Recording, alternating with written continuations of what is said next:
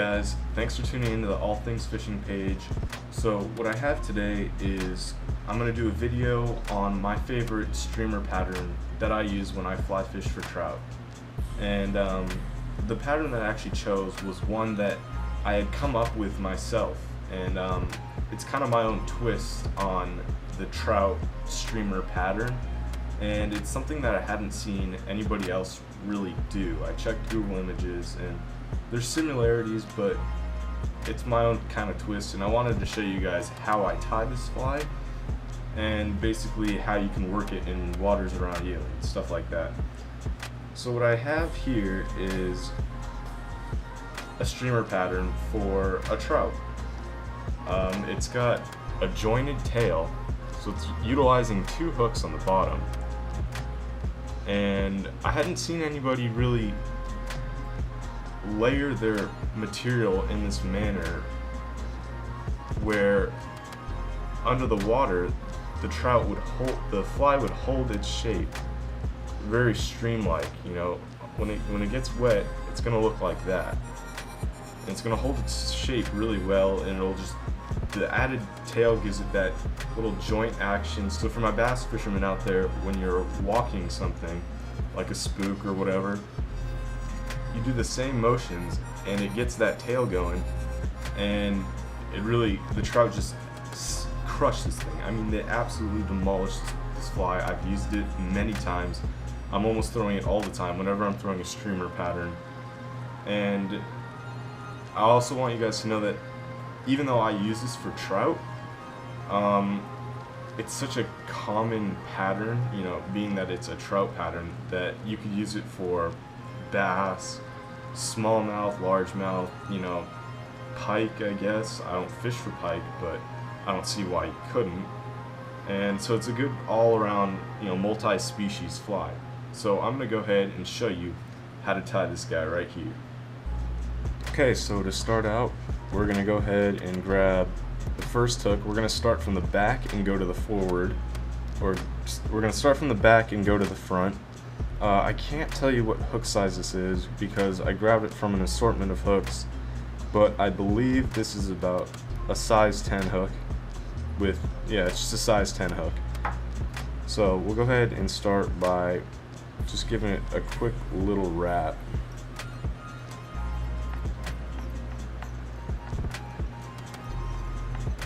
So the thread that I'm using is going to be 6/0 olive thread. I wouldn't recommend any smaller than that because we're going to be using, we're going to be tying down a lot of material, and you're going to need to really wrench some stuff down. So you don't want it too thin or it might just break. Okay, so to start, we're going to start with the tail. For the tail, I like to get my olive marabou, and I'll grab the more wispy fibers, the ones that tend to stay together better, rather than the stuff at the bottom over here. So we're going to go ahead and grab some of that. I'm going to stack it up. This is going to be the tail portion, so we're going to start with the tail, and we're just going to go ahead and put it down, and we're going to do those loose wraps and just secure it in that way. And you could go ahead and take some of that excess, cut it off, and just hold it down and wrap it all up. So we're going to go ahead and work from the top down. So to start, we're going to grab some we're going to grab some olive marabou. We're going to go ahead and get quite a bit. So we're going to go ahead and grab our top layer of olive marabou. We're just going to go ahead and do a couple loose wraps, get it down, tighten it down, give it a little pull, and cut the front off. Go ahead and pull that clump back with your fingers. Go ahead and wrap over that. This is the back, so it doesn't have to be perfect. A lot of it's going to be hidden by what comes in the front, so you know, you don't have to be too perfect on the back. So for the next layer, we're going to do red. and we've got to cover both sides for the middle layer. So what we do is I just get my they call it what, plum or brown marabou. It looks more red to me, so I'll just grab, you know, a section of it, and I'll just go ahead and cut that off. So now that I got my section of middle body, we're gonna just go ahead and pinch it, lay it on the side, and do some loose wraps to tighten it down. I want to make sure it tries to stay in the center, because when you wrap it up, it will try to twist down.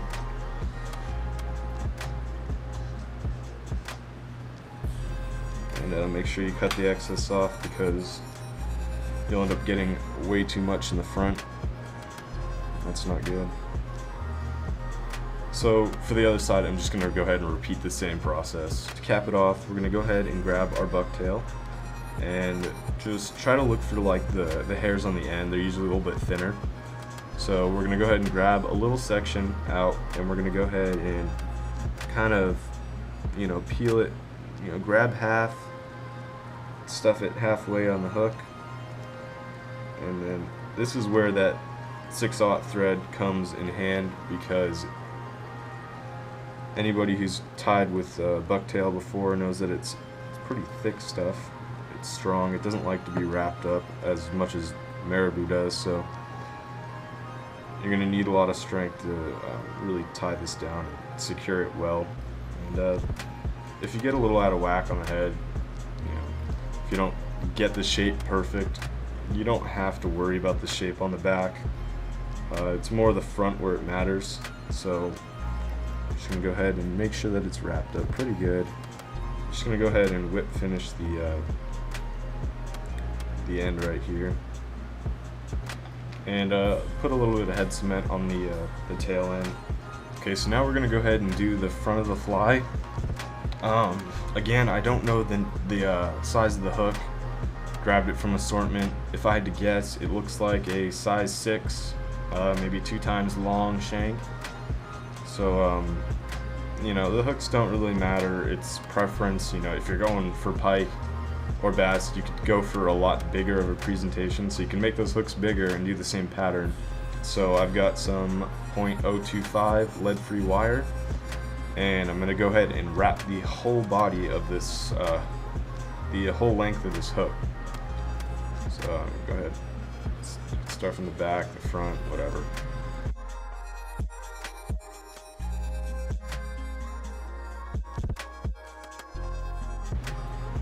And you want to stop probably about that far. You know, give your shank a little room towards the front, because you're going to be doing a lot of tying off on that end. So now that we have our coils in place, we got to tie them down. So we're going to go ahead and take some thread, build up the front, make sure it's not going to slide. Just go ahead and go down the body towards the back and tie the back down as well. And from here, we're going to go ahead and we're going to start doing the same process for the tail, minus the actual tail part. We're going to create the body, but since this fly is longer, you're going to want to break it up into 2 halves. So we'll tie the first set around here, and we're going to go ahead and tie off the front around here. That'll help with the material staying more in line and not getting all out of whack and stuff like that. So.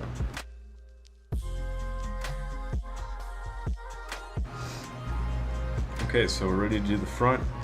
I went ahead and I cut my olive marabou. I got the longest, thinnest fibers that I could, because, you know, if you haven't realized, as we keep layering, all these layers are going to start going down on the body. When it gets wet, that's how it flows throughout the whole body. So we're going to go ahead, we're going to get this stuff right on top of here, get that reeled down.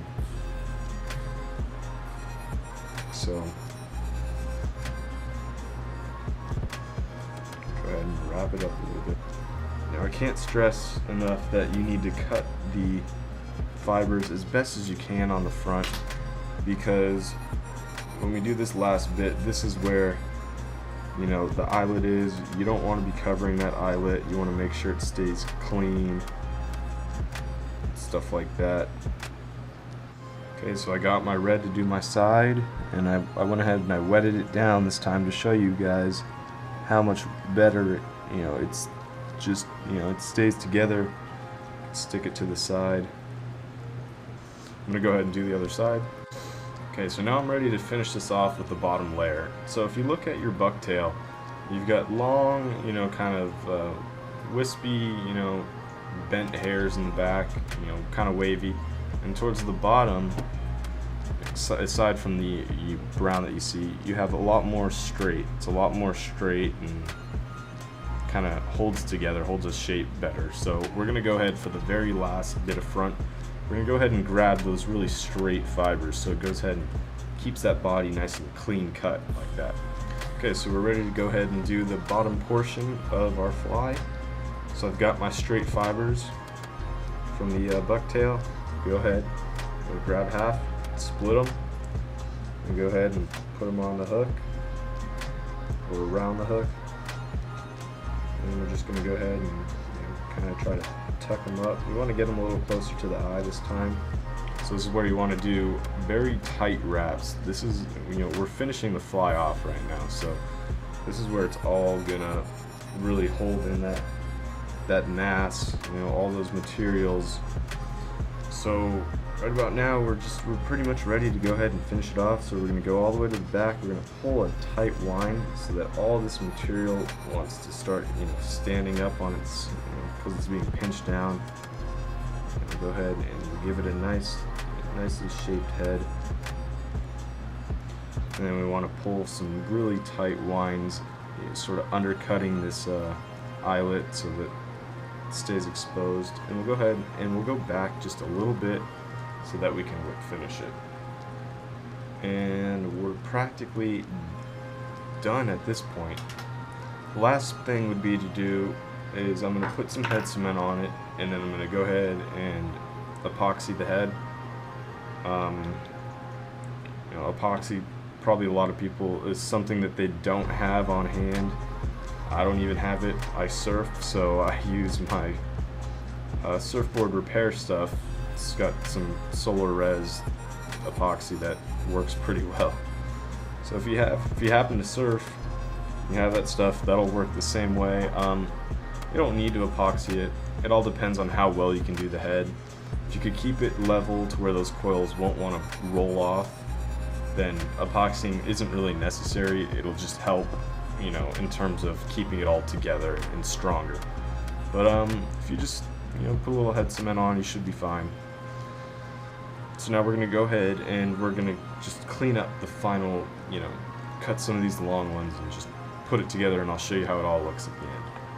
Here is the final result.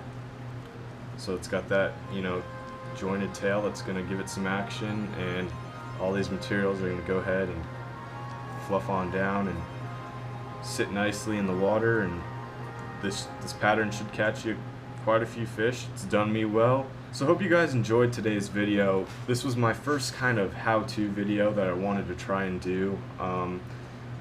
If you like this fly, go ahead and give this video a big thumbs up. Also, go ahead and comment in the comment section below, any other patterns that you'd like to see. I'd be happy to tie any patterns that you guys are wondering how to tie, or anything like that.